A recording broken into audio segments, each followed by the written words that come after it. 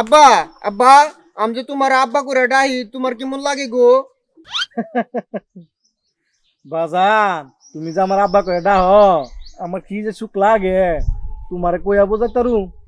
আব্বা আব্বা তুমি আবার কও না আমি যে তোমার আব্বা করে ডাহি তোমার কেমন লাগে গো?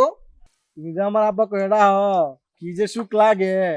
আমার মনে হয় আল্লাহ দুনিয়াতে আমার জান্নাতে সুখ দিলাইছি।